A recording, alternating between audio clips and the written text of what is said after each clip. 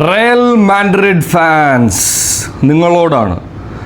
അതിനേക്കാളൊക്കെ മുമ്പായിട്ട് നിങ്ങൾ റയൽ ആരാധകന് ഇപ്പോൾ ഒരു മെസ്സേജ് അയച്ചു നോക്കുക. നിങ്ങൾ ഓക്കെ ആണോ എന്ന് ചോദിച്ചൊരു മെസ്സേജ് അയച്ചു കഴിഞ്ഞ് കഴിഞ്ഞാൽ ഈ ലോകത്തിലെ ഏറ്റവും അഴുക്ക ചെറുക്കൻ നിങ്ങളായി മാറും എന്നുള്ളതാണ് കേട്ടോ. അത് ഞാൻ ഈ കഴിഞ്ഞ ദിവസം കുറേ പേർക്ക് മെസ്സേജ് അയച്ചു ഇന്നലത്തെ മത്സരം കഴിഞ്ഞ് കഴിഞ്ഞിട്ട്. അപ്പോൾ അവർക്കൊക്കെ ഫ്രസ്ട്രേഷൻ സ്വാഭാവികമായിട്ടും റയൽ ആരാധകർക്ക് ഉണ്ടാവും. കാര്യം എന്താണെന്ന് വെച്ച് കഴിഞ്ഞാൽ ചാമ്പ്യൻസ് ലീഗിൻ്റെ കംബാക്ക് രാജാക്കന്മാർക്ക് 2 ലെഗിലും ആഴ്സണലിനെ തോൽപ്പിക്കാൻ പറ്റിയില്ല എന്ന് പറഞ്ഞു കഴിഞ്ഞ് കഴിഞ്ഞാൽ, അതും 2020-21 കഴിഞ്ഞ് കഴിഞ്ഞാൽ ആദ്യമായിട്ടാണ് റയൽ മാഡ്രിഡ് സെമി കളിക്കാതെ പുറത്തു പോകുന്നത്. അങ്ങനെയൊക്കെ ആലോചിക്കുമ്പോൾ അവരുടെ ഒരു വേസ്റ്റ് സീസൺ ആയിട്ടോ അല്ലെങ്കിൽ വേസ്റ്റ് സ്ക്വാഡുമായിട്ട് കളിച്ചുകൊണ്ടിരിക്കുന്ന റയൽ മാഡ്രിഡ്സ് ഫാൻസിനായാലും ടീമിനായാലും ആ ഫ്രസ്ട്രേഷൻ സ്വാഭാവികമായിട്ടും ഉണ്ടാവും. അത് നമ്മൾ മനസ്സിലാക്കണം എന്നുള്ളതാണ് എൻ്റെ അഭ്യർത്ഥന. ഞാനടക്കം വിചാരിച്ചിരുന്ന ഒരു കാര്യം എന്താണെന്ന് വെച്ച് കഴിഞ്ഞാൽ, എന്തെങ്കിലുമൊക്കെ റയൽ മാഡ്രിഡ് ചെയ്യും എന്നുള്ളതായിരുന്നു.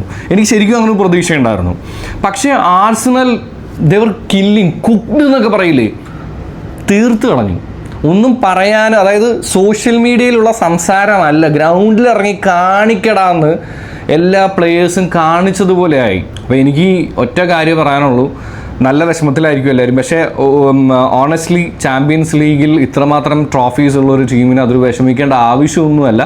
പക്ഷേ ഇതൊരു റിയലൈസേഷൻ്റെയും അതുപോലെ തന്നെ അണ്ടർസ്റ്റാൻഡിങ്ങിൻ്റെയും അക്സെപ്റ്റൻസിൻ്റെയും സമയമായിട്ട് കൺസിഡർ ചെയ്താൽ മാത്രം മതി എന്നുള്ളതാണ് എൻ്റെ opinion. That's just my opinion. പിന്നെ ഞാൻ മുമ്പും ഫുട്ബോളിലൊക്കെ കേട്ടിട്ടുള്ളൊരു ഡയലോഗാണ്. അതായത് നിങ്ങൾക്ക് എത്ര നല്ല പ്ലെയേഴ്സ് ഉണ്ടായാലും എത്ര നല്ല കോച്ച് ഉണ്ടായാലും കാര്യമൊന്നുമില്ല, അതിൽ ഫുട്ബോളിൽ വേറെയും കുറേ കാര്യങ്ങളൊക്കെ ഉണ്ട്.